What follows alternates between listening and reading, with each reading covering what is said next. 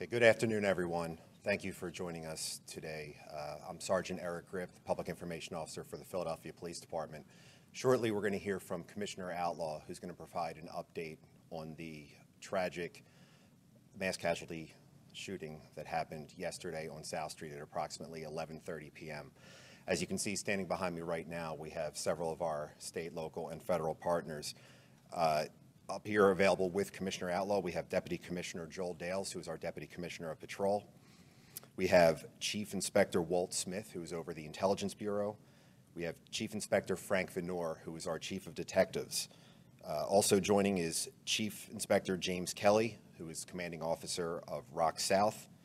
Captain Jason Smith, who is our Commanding Officer of the Homicide Unit.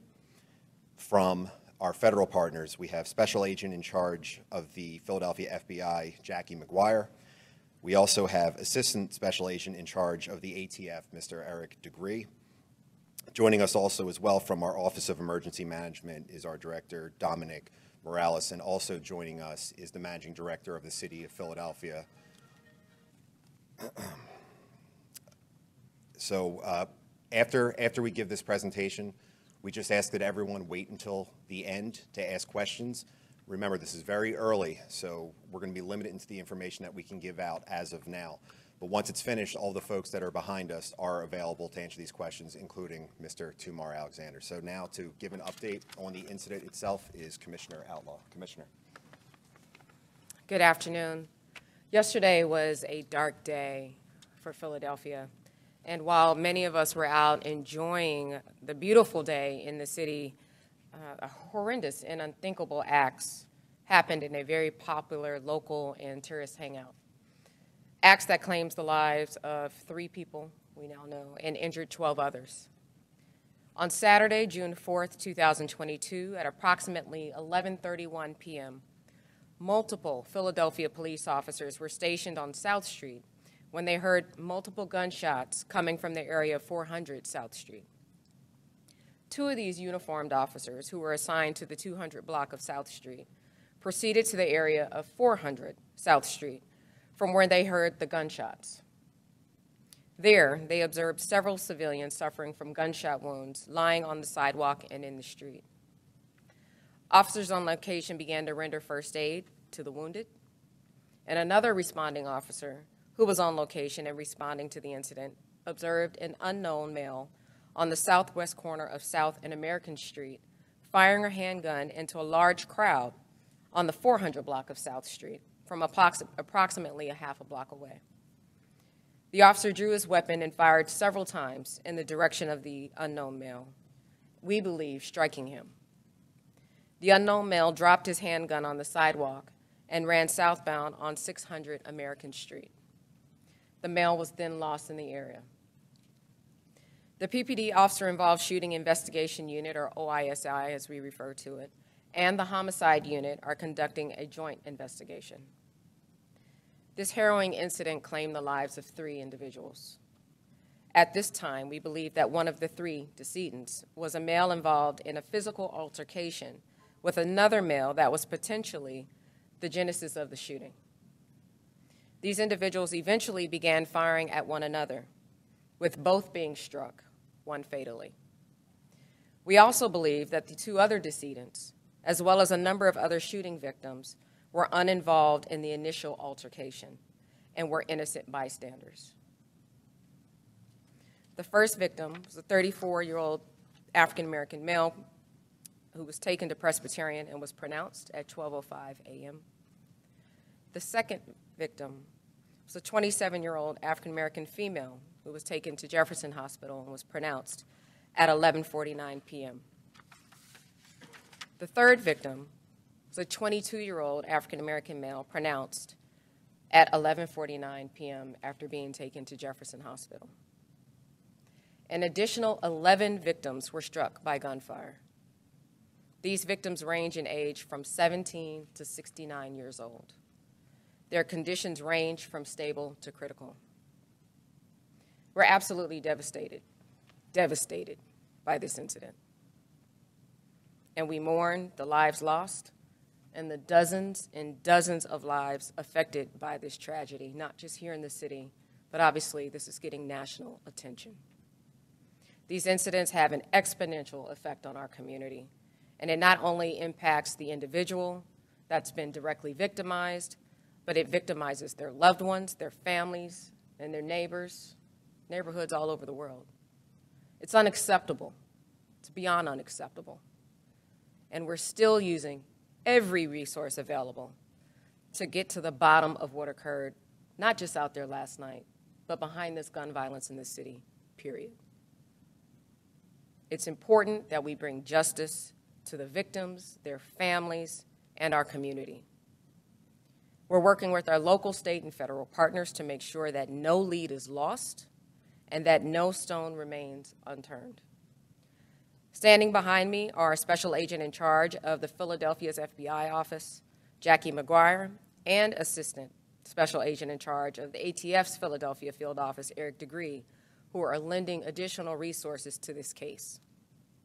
There were hundreds of individuals out there last night, and I'm asking the public that if any of these people, anyone who was out there, saw anything, witnessed anything immediately before, during, or after, to please call or text our tip line at 215-686-TIPS, 215-686-8477.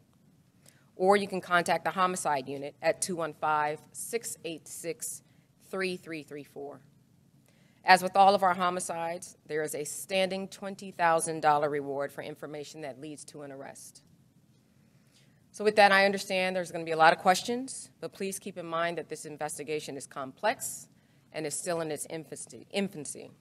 And we'll do our very best today to answer any questions that you may have, but we may be limited in what we can say. So with that, I will turn it over for any questions. So I have a couple questions about police response, because it's our understanding that there was intel received, I don't know, from the FBI that was given to police, that there were already two groups that were having issues with each other, beef, if you will, on Instagram or some sort of social media.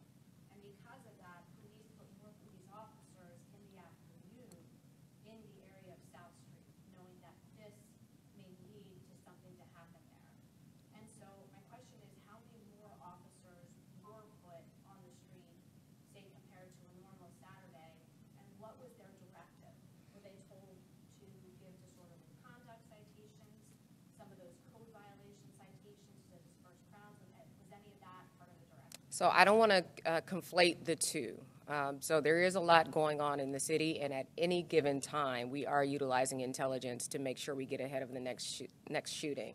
At this point, we don't know whether or not the altercation that took place was between a group of individuals or if this was tied to another group or affiliation. But nonetheless, we know that the weather was getting warmer, whether it's here or in other parts of the city. We did have, I'm not going to give you the exact number of officers, but we did beef up our presence there. And our directive, per the usual, is, obviously, you're the police, to be there, to be present, to not only, to be courteous, but to also enforce laws that are there. We're talking about hundreds and hundreds of people that were out there last night, and I'm actually happy that we were there where we were, because our officers were present to not only get immediate first aid or emergency care, but to also engage one of the active shooters that we saw out there. So again, I don't want to conflate the two and say that this was tied directly to feuding groups, because we don't know that yet. There's a question. Sure. So, I mean, there were hundreds of people there. There wasn't a flash mob situation.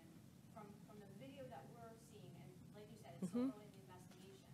So my question is, though, it appears in a lot of the videos that it's officers watching.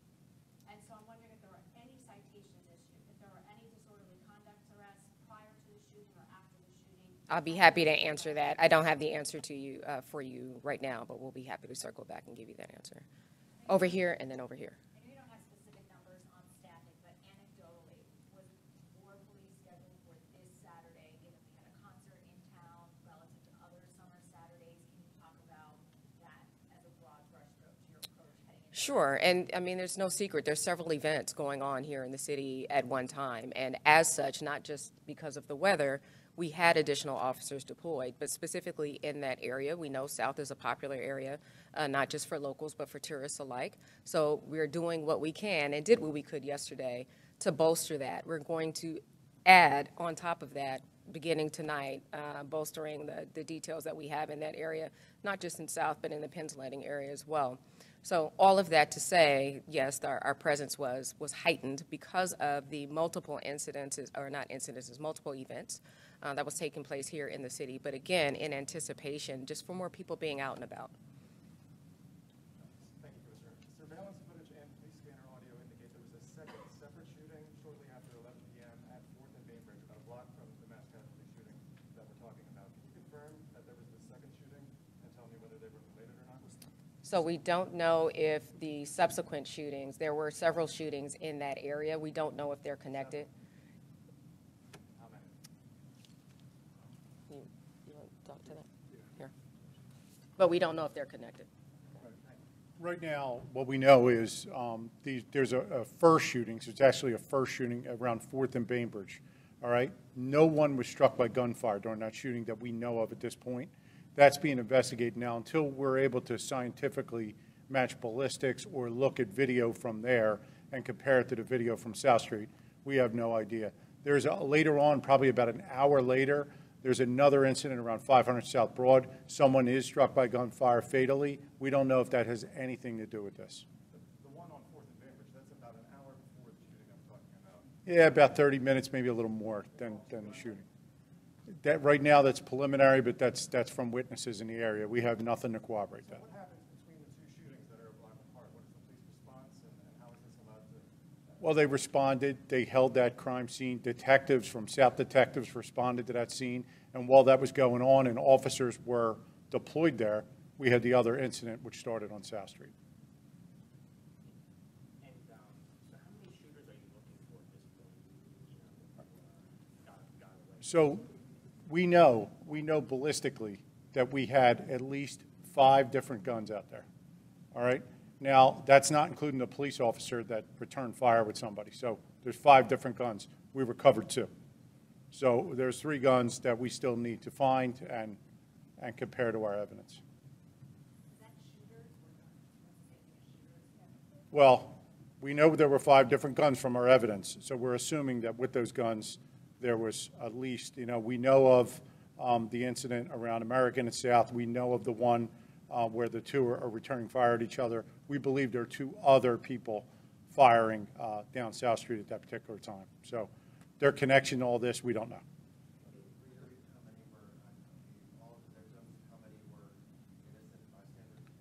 Well, right now, it'd be we're really just speculating. We need to put the witness, the video, everything together. What we know is there's a video of a confrontation. Those individuals, as the commissioner said, one was a decedent, one's a shooting victim. We know they're involved. We think they shoot several people, some of them being innocent victims. As far as the other 11 non-fatal shooting victims that we have, we don't know if any of them played any kind of role in this. We don't see it at this point. We just know they're hit by gunfire. What kind of guns are you looking for? Have you recovered from the scene? Are you potentially looking for? We heard that there was. I'm not going to get specific about the caliber, but we know. I mean, we have to compare that. The ATF's here, and they're going to expedite some of those comparisons. But Any assault weapons in there? I don't know that to be true, no. I spoke with a witness earlier who said the knife was getting progressively wild or out of hand, fireworks being set off, et cetera. Was that something that? I'm going to let one of the patrol people answer them questions. Yeah, so the crowd itself started to get a little bit more dense at around 8 o'clock. And just keep in mind, we had an enhanced presence, but that's a large footprint that we're covering. So we're going from basically Broad Street to 2nd Street, and then we're going north and south a few blocks. So we did have double the presence, and 2nd and South was probably the heaviest when this incident transpired, and we were there pretty heavy as far as deployment goes. So I wouldn't say we're overwhelmed, but it's a large area to cover, and we did have additional officers out there, including tactical units, specialized tactical units. But we're going to look at it and reevaluate it and determine changes, which we're making actually on this evening's deployment.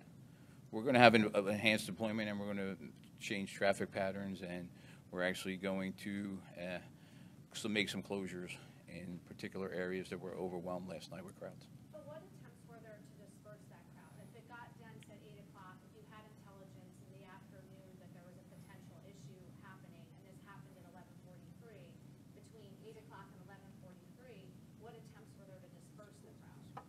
Well, we do keep the crowds moving, but at the same time, we have to be cognizant of people's rights to come down there and to walk around, so it's a balancing act. I mean, it wasn't complete chaos at that point, obviously, once the shooting started, but prior to that, we had crowds gathering and everything. We try and keep them moving, We have residents that we've interviewed that have on their cameras that they have outside saying that for hours they feel that nothing was done, including disorderly conduct arrests, a lot of those small code violation situations. So were you actually, and I know you're getting those numbers for me, but you were there, so were you actually issuing any of those? I wasn't there at that point, but we'll have to check how many were issued, but we're Yeah, looking at. we'll look into that. We're in the process of looking into what occurred last night as a whole. Once we get that information, we'll share that with you. And on top of that, I hear you talking about the intel we received in reference to South Street. It wasn't just South Street, it was other parts of the city as well. So we had to deploy resources to those locations as well as South Street. But we definitely beefed up patrol along the South Street corridor to try to prevent an incident like what occurred last night. But unfortunately, it happened. But we were covering multiple locations across the city where we were receiving intel from various folks. Okay. I have a question for Commissioner Outlaw. Since you already have intel that there was larger group than normal, do you feel that your department has enough resource to respond to things like this? Because even though you have reports, something like this happened, are you looking to maybe partner with some federal law enforcement or feel like you have enough resources to respond to things like this? I don't ever feel like I have enough resources to respond to stuff like this. And it's not just for things like this. It's to allow us to not only answer, remember, so when we assign officers to events or to be visibly present in certain parts of the city, that's one thing. But then we still have to have resources to answer calls for service or 911. When I say I would love to have more resources, it's also so we can address quality of life issues and be present citywide, not just concentrated in certain parts of the city.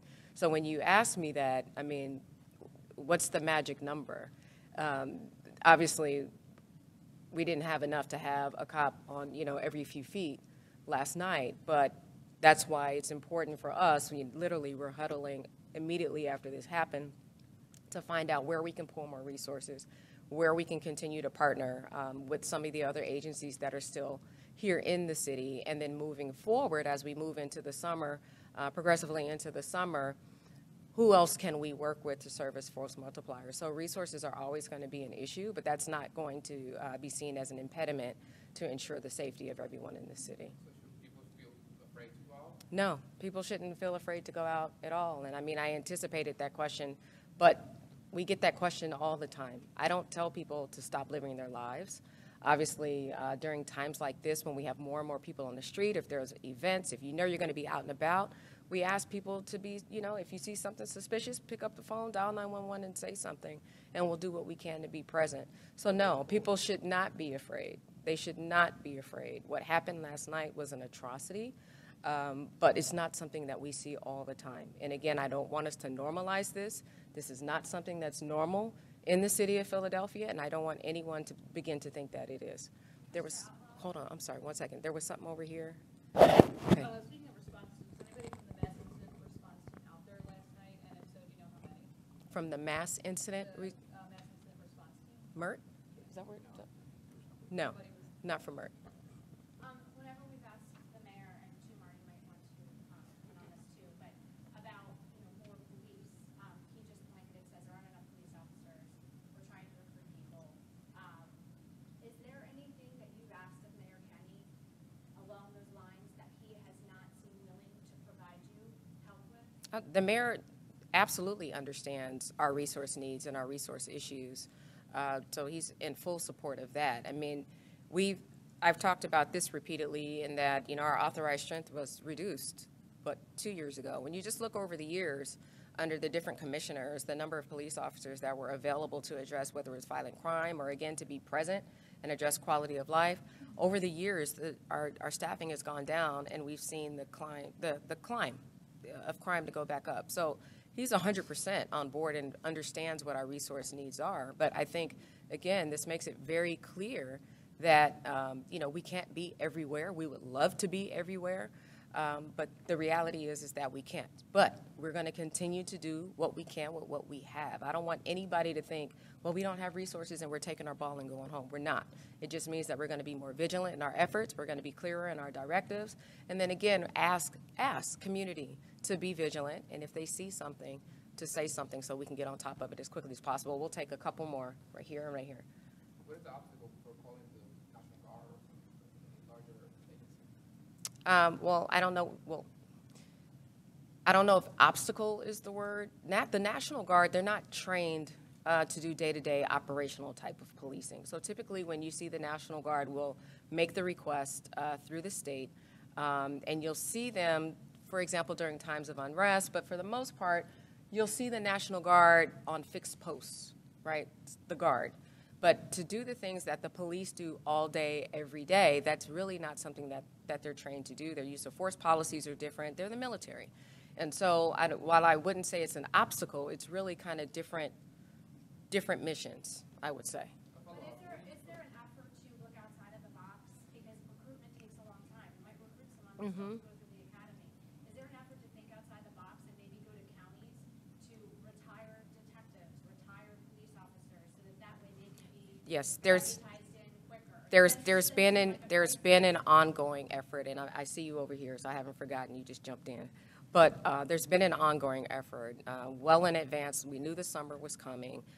Last year, we knew we had a record year, which was terrible. There's always an effort to think outside of the box, to work, again, it's almost, you hear me say state, local, federal partners. It's almost like it's one word. ATF, FBI is here, the AG's office is here. I mean, we leverage all of our relationships with our partners, but everyone, quite frankly, has resource issues. And so they've been sending us what they can for the period of times that we can. And, it's important for us to utilize our voice and our seat at the table with this current administration as well, not in the city, but in Washington, to let them know what our resource needs are. The fact that, we need the feds, I'm not going to speak for them, but, the feds need more resources. So that's an ongoing conversation at all times, because we know even if miraculously our authorized strength gets, reinstituted, we're not going to be able to hire all those people tomorrow. So we're constantly thinking about how we can leverage the relationships with our partners to make sure that we can still cover the same amount of ground that we have been in the past. Over here, and that's going to be the last question. The responding officer who discharged his weapon, how many shots were fired, and do you know if any of those shots, rounds, hit anyone besides the shooter? So I won't give the exact number of rounds fired. We know that there were several. And again, it's still really early, but we believe at this point that he struck one of the shooters, and that's it at this point.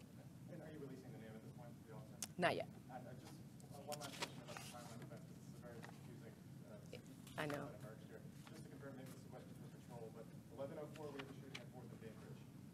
We have, shortly before midnight, we have the shooting incident on South Street erupt. There might have been multiple shootings that are occurring at the same time. That is unclear. Is that accurate?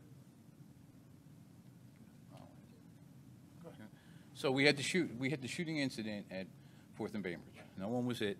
That was about 35 to 40 minutes before the actual main shooting on South Street. So yes, officers had to respond to that. Officers had to guard that crime scene.